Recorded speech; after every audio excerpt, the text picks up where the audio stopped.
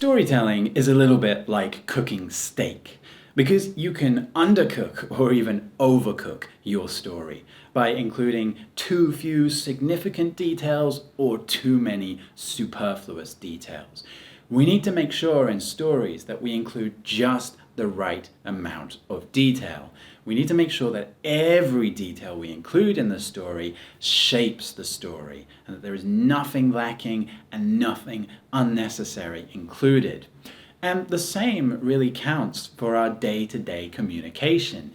If we include too few details, maybe people won't understand. But if we include too many details, then people won't be able to remember. And there is a simple principle that can help us identify just which details to include. And the principle is this: attention is goal-directed. Whatever goal your audience are focusing on, they will use that to determine what to focus on, and they will filter out anything irrelevant to their goal. So for example, you are the leader of a big company and you've just come to announce an organizational restructure. So you stand up and announce to everybody, I regret to inform you that we're going to go through a few difficult months here as we undergo a major restructuring of our company.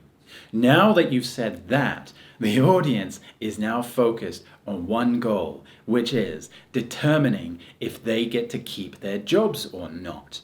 And so anything irrelevant to this goal is going to get filtered out.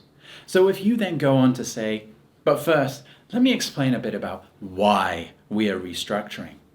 The audience don't care. Why the company is restructuring doesn't really help them achieve their goal of determining if they will keep their jobs or not.